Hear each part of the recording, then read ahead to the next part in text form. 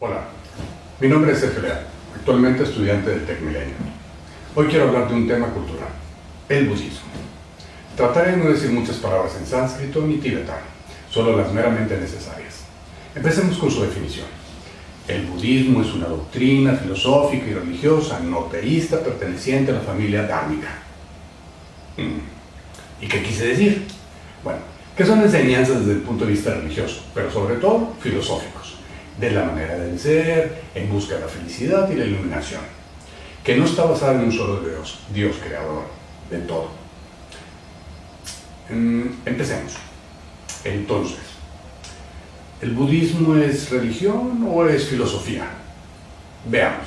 En Occidente, cuando pensamos en la religión, solemos pensar en el monoteísmo, dado que las religiones principales que han influenciado la manera de la cultura occidental han sido monoteístas. Por ejemplo, el cristianismo, el islam, el judaísmo. Sin embargo, el budismo se considera no teísta y niega explícitamente el concepto de un Dios creador. Al mismo tiempo, no es un sistema de pensamiento materialista como la ciencia. Es más, ¿cómo decirlo? Veamos, dado que considera que en el mundo temporal y espacial que experimentamos a través de los sentidos no es suficiente para explicar la condición humana. Entonces, es difícil catalogar el budismo como religión o filosofía, usando estos términos de la forma que suelen usarse en Occidente. A título personal, son las dos cosas. Y ahora explico por qué. Y eso es porque los budistas no buscan evangelizar a otras personas que adopten su religión, pero sí ponen sus enseñanzas a disposición de quien esté interesado. Cada quien tiene la libertad de tomar lo poco o mucho que quiera. Muchas personas toman las prácticas de la meditación o la filosofía de vida del budismo para mejorar sus propias vidas, sin ser estrictamente budistas. Entonces, en una religión en el que el sentido extenso de la palabra pero también en sus enseñanzas te sirven como forma de vida, vaya. El budismo es un camino de enseñanzas prácticas. Las prácticas budistas, como la meditación, son un medio para que uno mismo se transforme, desarrollando las cualidades de conciencia, bondad y sabiduría. La experiencia desarrollada dentro de la tradición budista durante miles de años creó un recurso incomparable de aquellos que desean seguir un sendero de desarrollo espiritual. El sendero budista nos lleva a lo que se conoce como iluminación o budeidad. Muy bien, pero mencioné algo que ya es una palabra ya muy escuchada y es la meditación. ¿Y qué es? Es solo sentarse, cerrar los ojos y hacer un ruido como ¿y con eso ya estoy meditando? Bueno, la meditación es un medio hacia la autoconciencia, transformación y visión espiritual. Y al trabajar directamente con la mente podemos desarrollar de forma efectiva estados de conciencia elevados que tendrán un efecto directo sobre nosotros mismos y la manera que percibimos el mundo. Basado en la postura, respiración, mente en blanco, en lo personal, es lo más difícil. El hacer que mi mente no haya ningún tipo de pensamiento. Si dices, no voy a pensar en nada, mal, ya estás pensando. Bueno, continuamos. El budismo es la forma occidental de referirnos al Buddha-dharma o a las enseñanzas de Buda. Buda no es un dios. Fue un ser que alcanzó un estado de iluminación espiritual,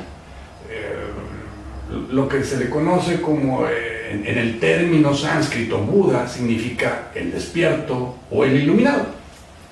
Es un título que se le dio a Siddhartha Gautama, un príncipe del siglo V a.C. que vivió al norte de la India y que renunció a su reino para dedicarse a encontrar una solución al problema existencial del sufrimiento. Por lo anterior, se infiere que el budismo tiene más de 2500 años de historia. En Occidente no se sabía casi nada del budismo. No obstante, a mediados del siglo XX, esta situación empezó a cambiar y se dice que hoy en día el budismo es una de las religiones que con más rapidez se extiende en Occidente. Algunos aspectos importantes de las enseñanzas del budismo que quiero mencionar. La impermanencia. Todo cambia, todo es transitorio. Hoy tienes, mañana no. Se conocen tres venenos: aunque no los explicaré, tampoco no me lo sé del todo. La ignorancia, el apego y el rechazo. Por ejemplo, fíjate, Chuchito es una persona que me cae mal. Ulana te dirá, no es esa persona, sino tú mismo quien lo crea. Seguro hay una persona en el mundo que no piensa así. Entonces, ¿eres tú o esa persona? Bueno, otro término, karma.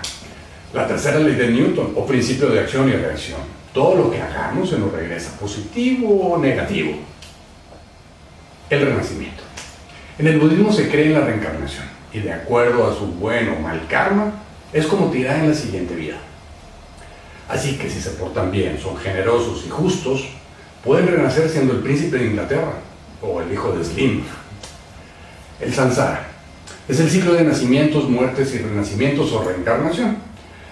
Pero ojo con el karma.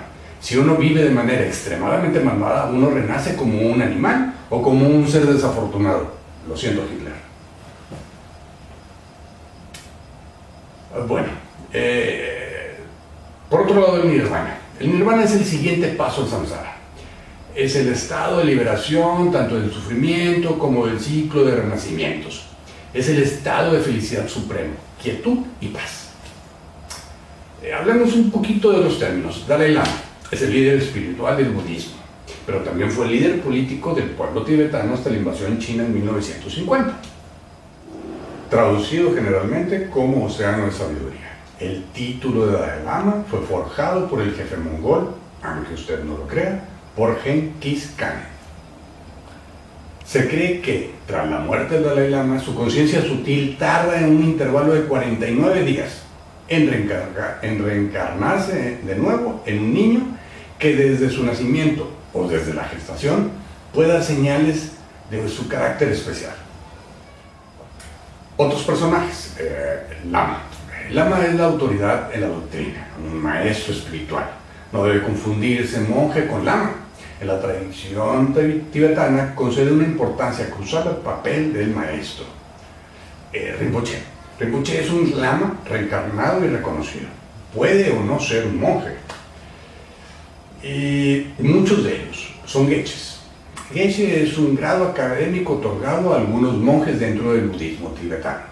Este grado es el equivalente en Occidente al doctorado en filosofía, o hasta más alto.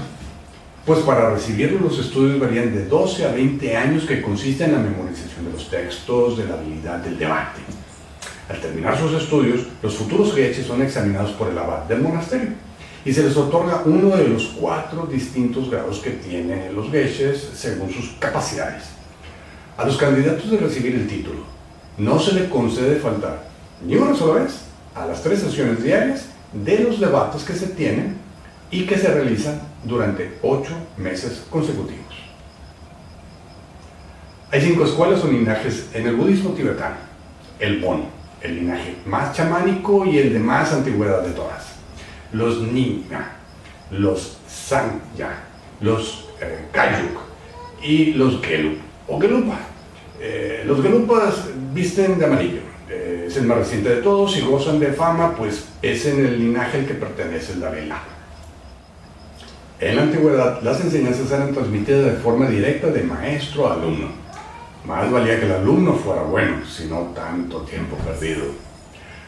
Bueno, apenas si toqué muy por encimita algunos de los temas del budismo. No soy para nada erudito del tema, más bien esto me basé en publicaciones que están disponibles para todos en el Centro Budismo de Valencia, el Planeta Holístico, libros budistas, etc. y en algunos otros sites más. Me despido con una frase del Dalai Lama. Aunque haya diferentes religiones, debido a diferentes culturas, lo importante es que todas coinciden en su objetivo principal: ser buena persona y ayudar a los demás. Por su atención, muchas gracias.